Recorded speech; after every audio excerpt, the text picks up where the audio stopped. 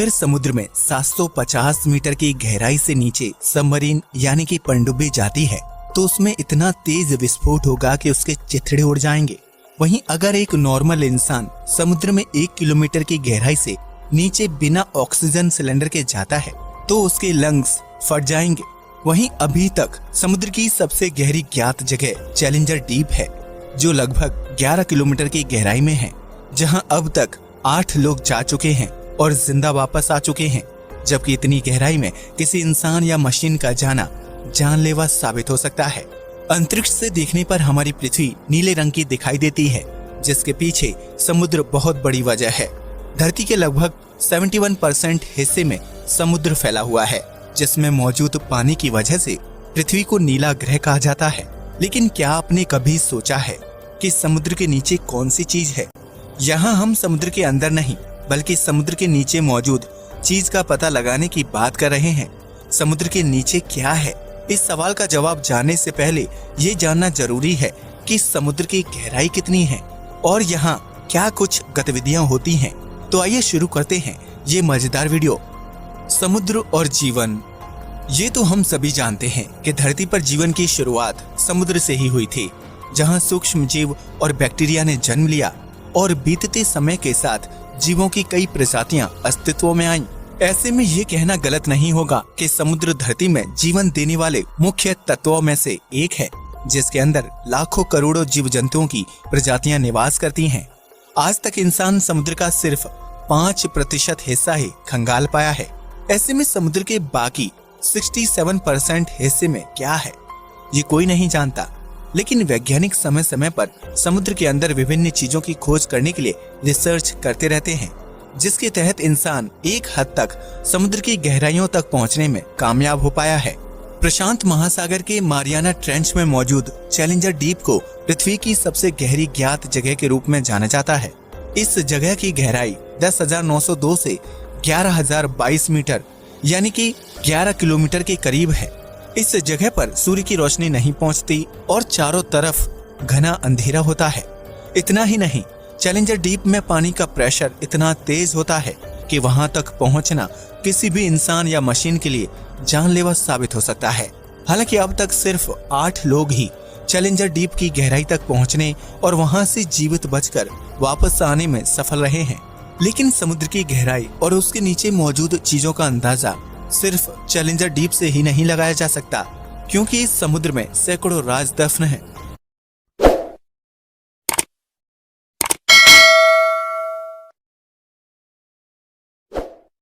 समुद्र की गहराई। अगर आप समुद्र की गहराई को अच्छी तरह से समझना और देखना चाहते हैं तो उसके लिए शुरू से शुरुआत करनी होगी। यानी चैलेंजर डीप तक पहुंचने से पहले हमें ये जानना होगा कि समुद्र में 1 किलोमीटर से लेकर 10 किलोमीटर की दूरी तक क्या क्या घटनाएं घटित होती हैं और इससे समुद्री जीवों पर क्या असर पड़ता है। अगर आप समुद्र में 1 किलोमीटर की गहराई में जाएंगे तो एक सामान्य इंसान बिना ऑक्सीजन सिलेंडर के इस गहराई तक भी तैर नहीं पाएगा। एक इंसान ज्यादा से ज्यादा 800 फीट की गहराई तक की तैराकी कर सकता है। उससे नीचे जाने पर उसे सांस संबंधी समस्याएं होने लगती हैं। समुद्र में 1 किलोमीटर की गहराई पर जाने से इंसान को बेहद तेज वाटर प्रेशर का सामना करना पड़ेगा, जिसकी वजह से उसके फेफड़े भी फट सकते हैं। हालांकि जलीय जीवों के लिए यह प्रेशर बिल्कुल भी जानलेवा नहीं होता है। इसलिए समुद्र में 1 किलोमीटर की गहराई में मछलियों समेत दूसरे जलीय जीवों की विभिन्न प्रजातियां निवास करती हैं। वहीं समुद्र की सबसे बड़ी शिकारी मछली यानी ब्लू व्हेल अपने शिकार की तलाश में 500 मीटर की गहराई तक जाने की क्षमता रखती है, जबकि आमतौर पर यह मछली 300 से 350 मीटर की गहराई में निवास करती है। अगर आप इससे आगे समुद्र की गहराई में जाते हैं तो आपको 750 मीटर की गहराई में पनडुब्बियां नजर आएंगी। ये पनडुब्बियां पानी के अंदर रहकर दुश्मन देश की गतिविधियों पर नजर रखती हैं, ताकि समुद्र से किसी प्रकार का हमला ना किया जा सके। लेकिन 750 मीटर से ज्यादा गहराई में जाने पर पनडुब्बी पानी का प्रेशर नहीं झेल पाती और कुछ ही मिनटों में फट जाती है। यानी 800 मीटर की गहराई तक जाने पर आपको तापमान बेहद कम महसूस होने लगेगा।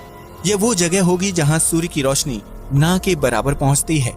इसी वजह से समुद्र की उस गहराई में बेहद ठंडा तापमान होगा। लेकिन कुछ जलीय जीव उस तापमान में भी खुद को जीवित रखने की कला सीख चुके हैं। इतना ही नहीं, समुद्र में 800 मीटर की गहराई पर आपको ज्वालामुखी देखने को भी मिल सकते हैं, जिनमें विस्फोट भी होता है और ज्वालामुखी से निकलने वाली गर्मी जली जीवों को जिंदा रहने में मदद करती है। इस तरह समुद्र की गहराइयों में 11,022 मीटर तक पहुंचने के बाद आपको घनघोर अंधेरा दिखाई देगा और यही वो जगह होगी जिसे हम सभी चैलेंजर डीप के नाम से जानते हैं। ये गहराई इतनी ज्यादा है कि अगर दुनिया के सबसे बड़े पहाड़ यानी माउंट एवरेस्ट को चैलेंजर डीप में उल्टा डाल दिया जाए तो उसकी चोटी भी चैलेंजर डीप की गहराई को छू नहीं पाएगी और 3 किलोमीटर की दूरी पर रुक जाएगी। हालांकि वैज्ञानिकों द्वारा निर्मित कुछ एडवांस मशीनें चैलेंजर डीप की गहराई तक पहुंचने में सफल हो पाई हैं ताकि वहां के माहौल का पता लगाया जा सके। लेकिन चैलेंजर डीप के बाद समुद्र के नीचे क्या है, ये सवाल अभी भी जस के तस बना हुआ है। क्या है समुद्र के नीचे? अगर आपको लगता है कि समुद्र के नीचे विभिन्न प्रकार के जीव जंतु निवास करते हैं या फिर वहां सोना चांदी मौजूद होगा तो आप बिल्कुल गलत हैं।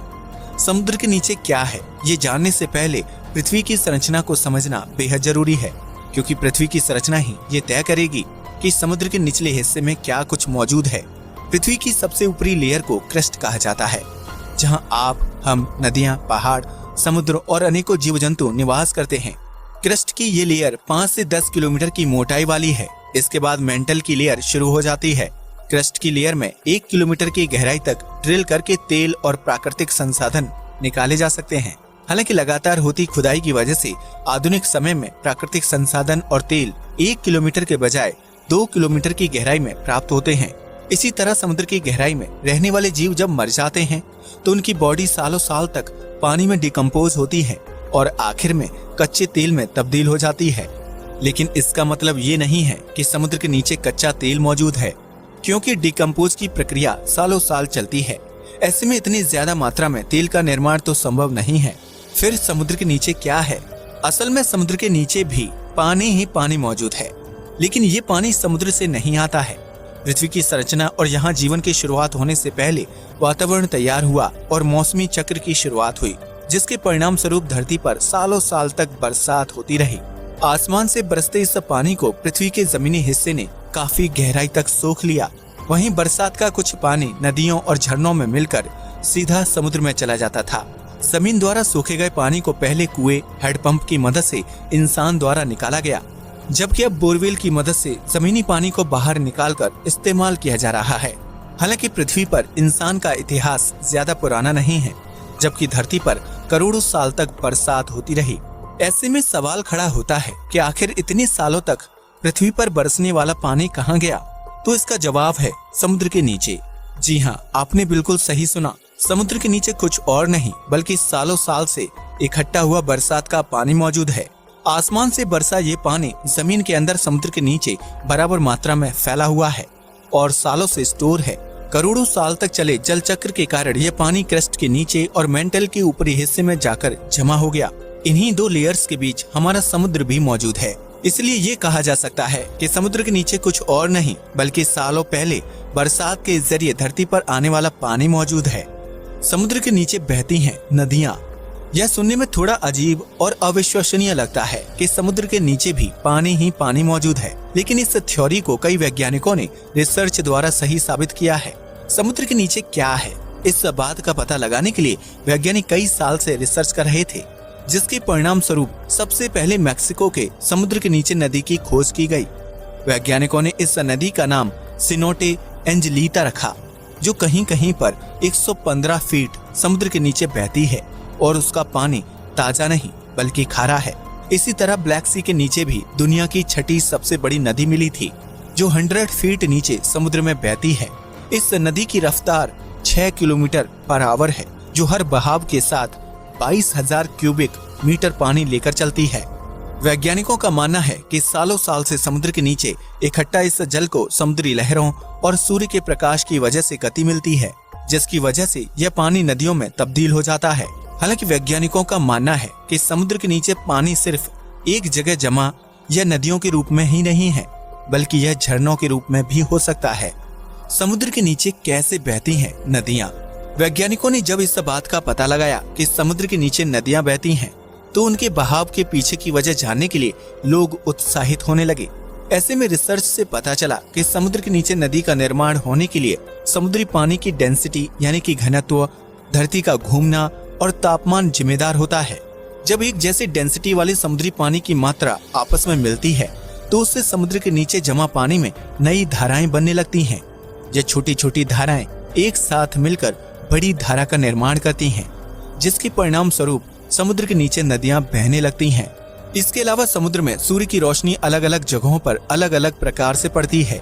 ऐसे में समुद्र में किसी हिस्से का पानी बेहद ठंडा होता है तो किसी जगह पानी बेहद गर्म होता है। समुद्री पानी के तापमान में इस तरह की विभिन्नता की वजह से समुद्र के नीचे जमा पानी में धाराएं या हलचल पैदा होती है, जिसके बाद समुद्र के नीचे नदी का निर्माण हो जाता है। हालांकि इन दो कारणों के विपरीत समुद्र के नीचे नदियों का निर्माण होने के लिए धरती के घूमने की प्रक्रिया को सबसे ज्यादा जिम्मेदार माना जाता है। पृथ्वी लगातार अपनी धुरी पर घूमती रहती है, जिसकी वजह से जमीन के अंदर जमा पानी में कंपन और हलचल होती है। यही हलचल छोटी छोटी धाराओं को जन्म देती है, जिससे एक बड़ी धारा का निर्माण होता है और परिणाम स्वरूप समुद्र के नीचे नदियां बहने लगती हैं। समुद्र के नीचे धरती के घूमने की वजह से निर्मित होने वाली सबसे बड़ी नदी को गल्फ धारा के नाम से जाना जाता है। यह नदी इतनी बड़ी है कि अगर दुनिया के सभी नदियों का पानी एक साथ मिला दिया जाए तब भी गल्फ की धारा का आकार बड़ा ही होगा। इस धारा में बहने वाले पानी को अंतरिक्ष में घूम रही सैटेलाइट से भी आसानी से देखा जा सकता है, क्योंकि इसका नीला रंग जल्दी से ध्यान खींचता है। इसलिए यह कहना गलत नहीं होगा कि मौसमी चक्र की वजह से धरती पर सालों साल तक वर्षा हुई और उसका पानी धरती के अंदरूनी हिस्सों में जाकर इकट्ठा हो गया। वर्तमान में यही पानी समुद्र के नीचे नदियों और झीलों के रूप में बह रहा है। अब तो आप समझ ही गए होंगे कि समुद्र के नीचे क्या है और वह समुद्र के निचले हिस्से तक कैसे पहुंचा। यकीनन पृथ्वी के निर्माण से लेकर उसकी संरचना और वास्तविक स्थिति सब कुछ बहुत ही रहस्यमयी है, जिन्हें सुलझाने का प्रयास इंसान सालों से कर रहा है। अब ये देखना दिलचस्प होगा कि समुद्र के नीचे मौजूद पानी में भी जीवन संभव है या नहीं। इस बारे में आपकी क्या राय है? कमेंट सेक्शन में जरूर बताइएगा। नमस्कार दोस्तों।